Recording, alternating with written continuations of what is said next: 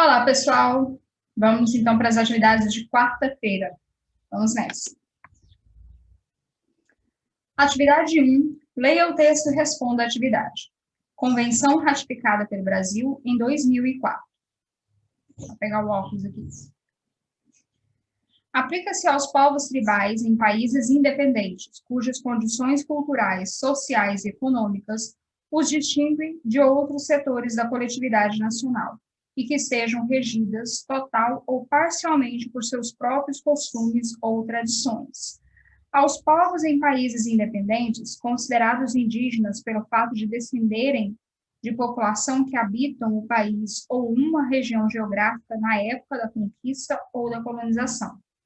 A consciência de sua identidade indígena ou tribal deverá ser considerada como critério fundamental para determinar os grupos ao que se aplicam as disposições do presente. Convenção, Organização Internacional do Trabalho, 1989, adaptado do Planalto. Ok, nós temos aqui um trecho, né, da Convenção ratificada pelo Brasil em 2004, que fala sobre o reconhecimento como descendência de povos indígenas, certo? Então, vamos ver o que ele está pedindo para a gente. A partir do exposto no texto, a mudança dos dados demográficos apresentados no gráfico de 2000 e 2010 está associada à seguinte atitude, né? Então, aqui nós temos dados demográficos. Olha só, população indígena no Brasil. É interessante esse gráfico aqui a gente analisar. Olha só, 1500 até 1570, nós temos uma alta, né, população indígena, principalmente no interior do nosso continente, justamente pelo processo de colonização, pelo processo em que essa população vai para o interior do nosso país, fugindo, né, da escravidão e exploração dos colonizadores. Depois a gente vai ver que essa população ela vai declinando, não é? Ela vai declinando aqui em 1957, há um decréscimo muito grande dessa população. Porém, depois dessa época aqui, essa população começa a reaparecer, ressurgir, principalmente no interior do país.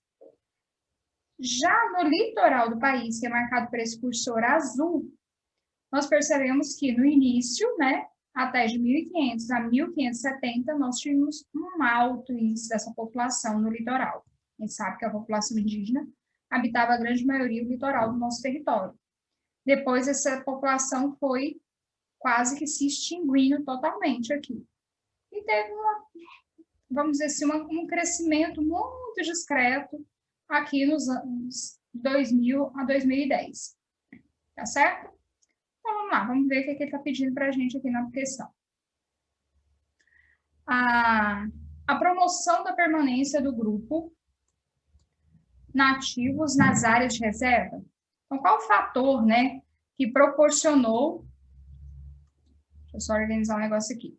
Então, a mudança do exposto, a mudança dos dados demográficos apresentados, está associada ao seguinte. Então, ele quer saber por que houve essa mudança nesses dados demográficos aqui da população indígena.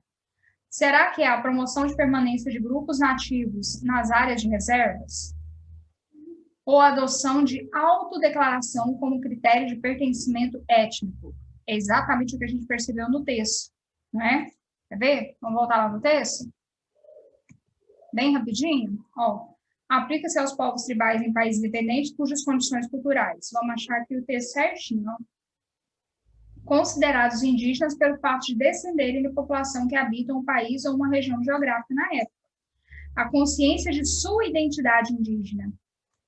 Muitos povos não se declaravam indígenas, tá? Muitos povos não se declaravam, não tinham essa consciência dessa descendência indígena.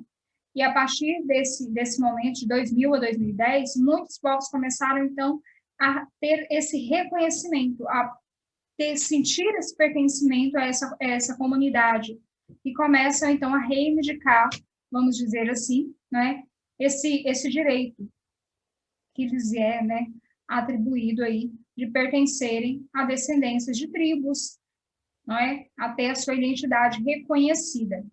Então, a nossa alternativa É aqui a letra B, a adoção da autodeclaração. A partir do momento que os indígenas começam a se autodeclararem, né, a se reconhecer lá no censo demográfico, ele vai perguntar, né, se você se declara branco, pardo, negro, amarelo, indígena, certo? Então, você vai se autodeclarar. Então, a partir do momento que essa população ela ganha voz, ela se declara que ela estava ali misturada entre os povos, ela começa, então, a reaparecer no censo demográfico. A gente percebe que os primeiros anos do censo, a população indígena nem é contada, tá? Depois, posteriormente, ela começa a ser contada, não me lembro exatamente a data agora, não vou falar para não errar, mas aí, a partir desse período em questão, né, começa o reconhecimento. Atividade 2. Sobre a estrutura etária da população brasileira, apresentada na figura abaixo, é correto afirmar. Então, sobre a estrutura etária, sobre a distribuição por faixa de idade da população brasileira, né? Apresentada na figura, é correto afirmar. O que a gente pode afirmar a partir dessa distribuição da população brasileira por faixa etária? 1980, 1991, 2000 e 2010. Como a gente já avaliou lá na primeira lista de atividades, né, que houve uma grande mudança na distribuição dessa população, né, população jovem, população velha, tem uma mudança muito grande. Olha só, se a gente for avaliar essa pirâmide etária de 1980 e a de 2010, eu falo que ela nem é mais uma pirâmide, né? A população, vamos dizer assim, de 0 a 4 anos, ela diminuiu bastante, né? A população dos homens, ela está sempre menor do que a das mulheres. Olha aqui, 1990, a população idosa masculina é muito pouca. A população feminina, ela sempre acaba sendo maior, principalmente na faixa etária aqui dos 60 anos para cima, ok? E aqui a gente já percebe que tem uma população quase que no mesmo patamar aqui, a população entre 40 até 30 anos aqui. Então, vamos ver o que ele pede para a gente lá no texto. Então, vamos lá. Deixa eu só reafirmar aqui. Então, sobre a estrutura etária da população brasileira. Vamos observar aqui o que ele fala sobre a estrutura etária, ou seja, sobre a distribuição por faixa de idade. A difusão das práticas anticoncepcionais durante os anos de 1980 resultou no aumento da taxa de fecundidade? Se eu estou distribuindo anticoncepcional, eu vou aumentar a taxa de fecundidade? Fato que refletiu no alargamento da base da pirâmide etária nas décadas seguintes. A base da pirâmide é onde mostra a população jovem. A gente viu que essa pirâmide, na verdade, ela veio diminuindo. Então, não é. B. Fatores como o aumento do número de casais sem filhos, a intensa participação da mulher no mercado de trabalho, o acesso aos métodos contraceptivos influenciaram diretamente no estreitamento da base da pirâmide etária? Com certeza, né, galera? Bingo! Vamos prosseguir? Atividade 3. Até 2050, o número de pessoas com 60 anos ou mais chegará a quase 1/3 da população do Brasil, cerca de 65,5 milhões de brasileiros, 29,3% do total, serão idosos na metade deste século.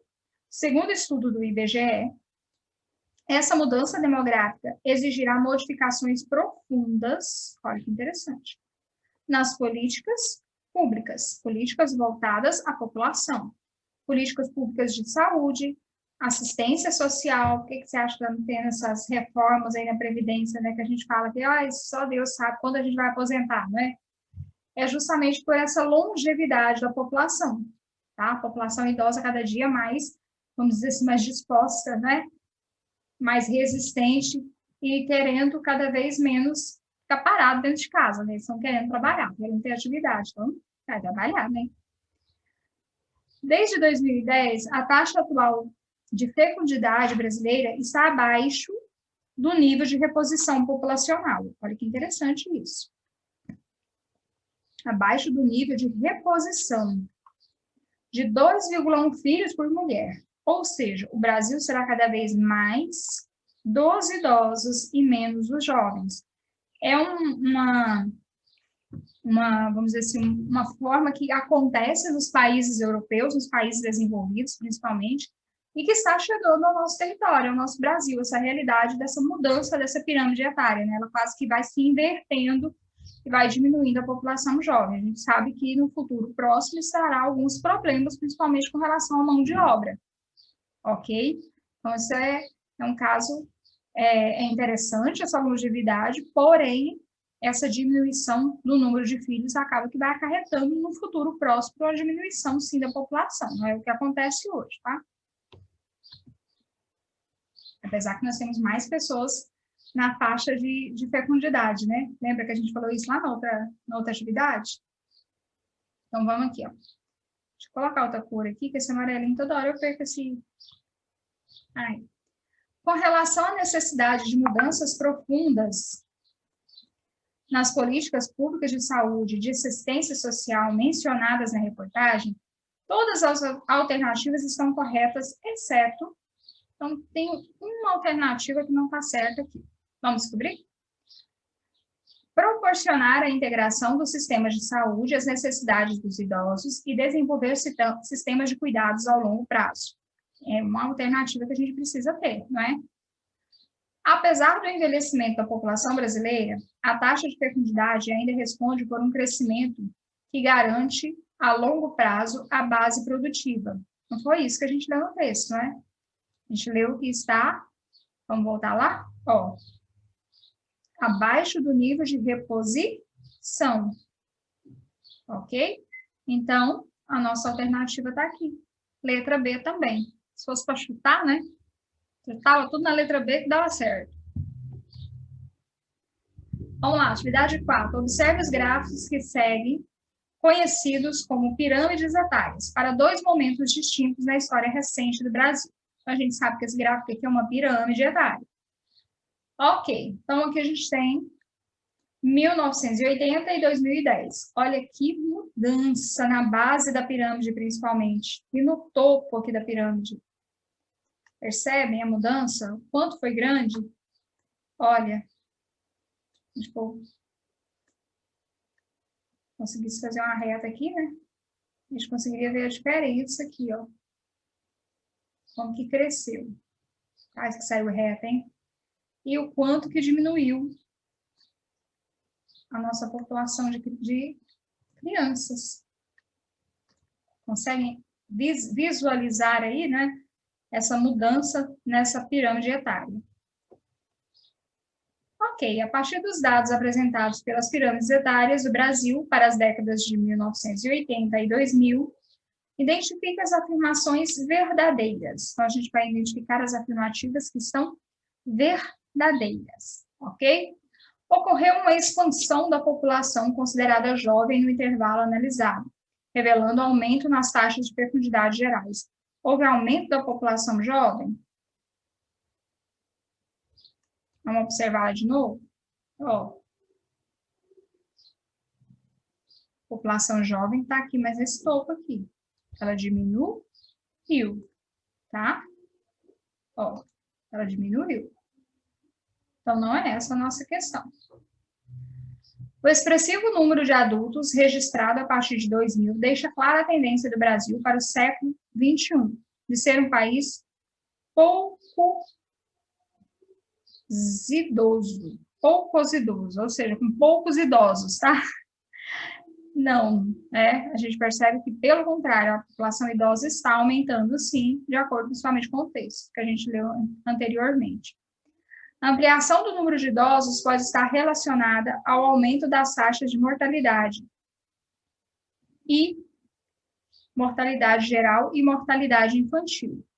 A ampliação do número de idosos está ligada principalmente à melhoria na expectativa de vida, no acesso aos meios, à saúde, certo? A todo um sistema que propicia esses idosos terem uma expectativa, né, uma longevidade. Né? Está relacionada à mortalidade infantil. Ah, porque não está morrendo quando é criança, né? Então, por isso que a gente tem muitos idosos? Não, não é esse o caso. A ocorrência de um número maior de pessoas idosas de sexo feminino nos anos de 2000 deve-se ao fato de que as mulheres costumam se aposentar mais cedo. Só porque aposentei, então eu sou idosa? Muito acima dos homens no Brasil? Não, né, gente? O crescimento da população com faixa etária acima de 70 anos de idade de 2000 é considerado uma consequência do aumento da longevidade média dos brasileiros no período analisado. Aqui está a nossa afirmação verdadeira, ok? Então, o crescimento da população com faixa etária acima de 70 anos, nos dados de 2000, é considerado uma consequência do aumento da longevidade dos brasileiros no período analisado. Ou seja, brasileiros vão viver mais. Certo? Vamos prosseguir? Acho que dá tempo, dá para fazer tudo num vídeo. Vamos lá fazer atividades de sexta-feira. Olha que lindo, ó. Saudade de um parque, hein? Atividade 1. Quais alterações vêm acontecendo nas últimas décadas na composição da população brasileira por cor, raça, conforme o IBGE?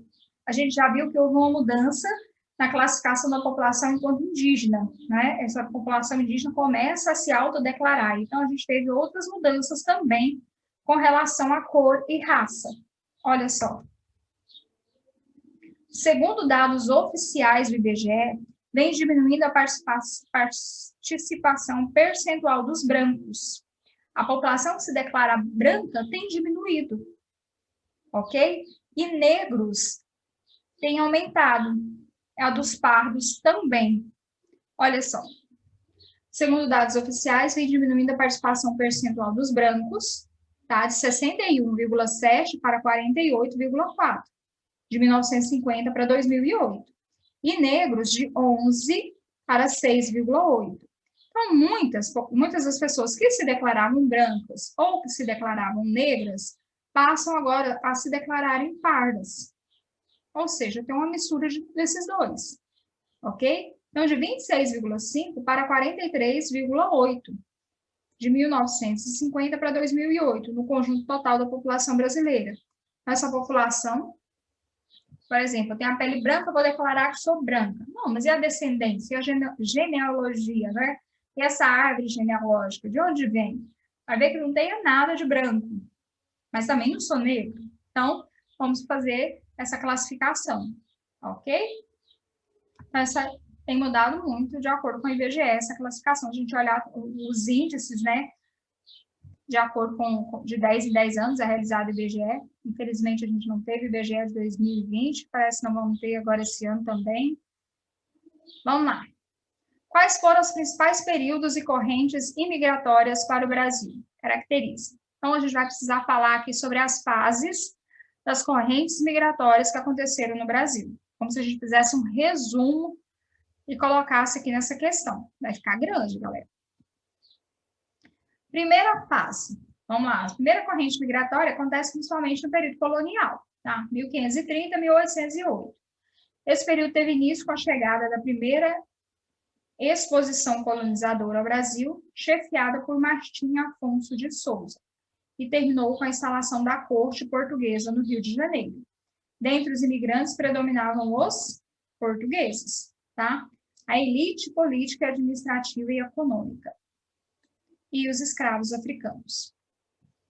Aí, no segundo momento, a segunda fase, que vai de 1808 a 1850, após a chegada da família real ao Brasil, tá? Nessa fase, teve um grande volume de portugueses que se transferiu para a América e também de africanos.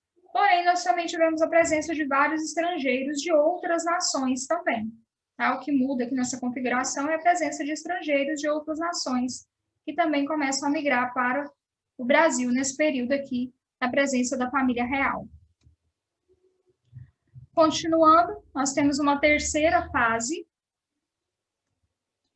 Olha só, de 1850 a 1930, intensificou-se a imigração para o Brasil, atraída pelo emprego de mão de obra livre assalariada nas fazendas de café tá? Após a promulgação da Lei Eusébio de Queiroz, né, da libertação dos escravos, do tráfico negreiro, muitos imigrantes, principalmente da Europa, começaram a vir para o Brasil como oferta dessas fazendas, né, de uma possibilidade de uma terra, de aquisição de uma terra, de uma porção de terra, e também do trabalho assalariado, sabendo-se que estavam terminando ali as grandes guerras e muita dessa população europeia estava em busca de uma solução para os seus problemas financeiros que os países passavam, que proibiu o tráfico de escravos, né? A Lei Eusébio.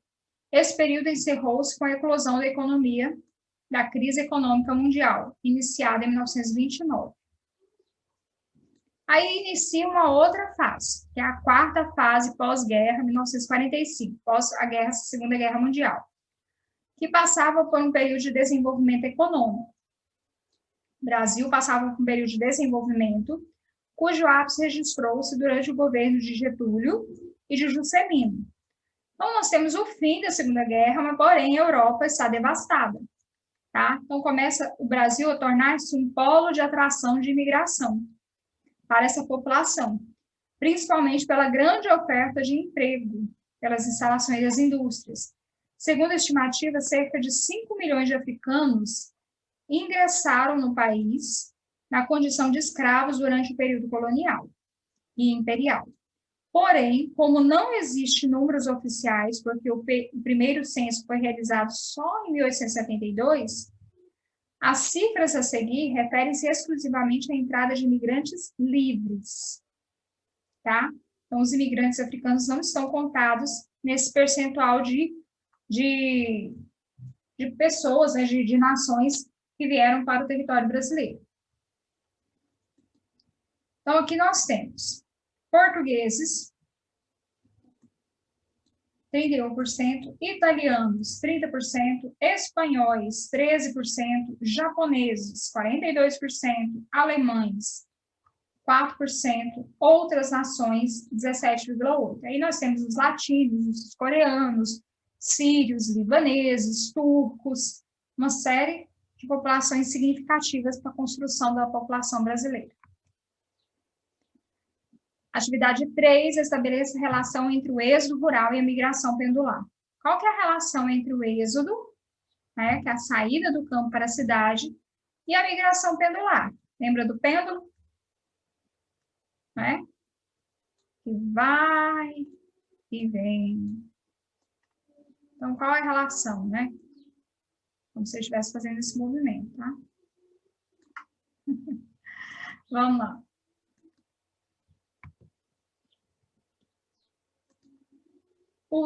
O êxodo rural, verificado no Brasil a partir de 1960, está diretamente ligado, concomitantemente, à atração exercida pelas cidades e à expulsão dos pobres do campo. Por meio do processo de concentração de terras, da falta de emprego e das tímidas tentativas governamentais de promover a reforma agrária, a população rural pobre se instalou na periferia das grandes metrópoles. Olha só a relação aqui, ó. Essa população pobre, que saiu lá do campo, fugida, né? Vamos dizer assim, daquela situação ali, que foi o êxodo rural, ela acaba se instalando nas periferias, onde os 42 preços dos terrenos eram mais baratos, em 42, né? Causou grande expansão da malha urbana brasileira. Esse processo obrigou grande número de pessoas a residir em uma cidade e a buscar trabalhar em outra. Então, esse processo de encarecimento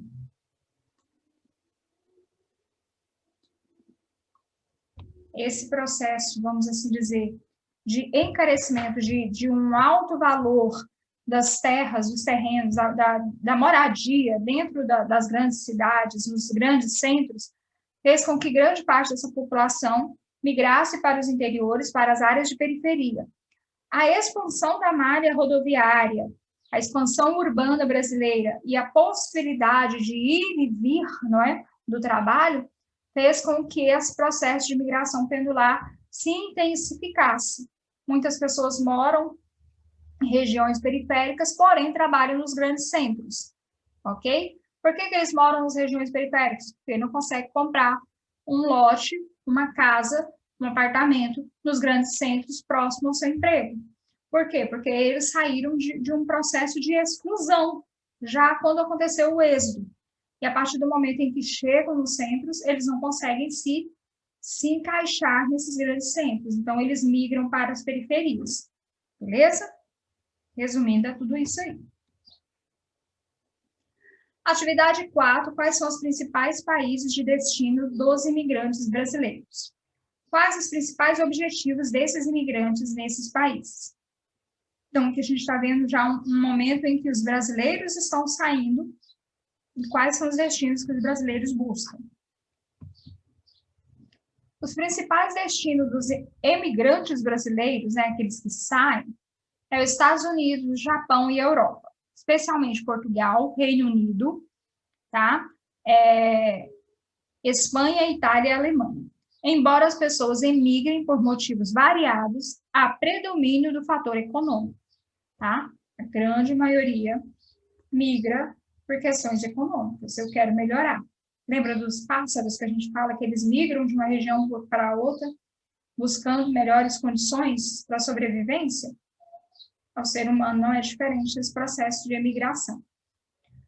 Busca por melhores salários, rendimentos, possibilidade de realização de poupança, que proporcione um aumento do patrimônio, melhores condições de moradia, alimentação, transporte, uma série de coisas que levam as pessoas, muitos brasileiros, a saírem do nosso país na atualidade. Ufa! Acabou. Olha quanta emoção. Conseguimos, galera. É uma temática muito boa de trabalhar, né? Falar sobre os processos migratórios, sobre a demografia, né? A construção dessa população brasileira. Tá bom? Fiquem com Deus. Beijo no coração. Dúvida, estou à disposição. Tchau, tchau.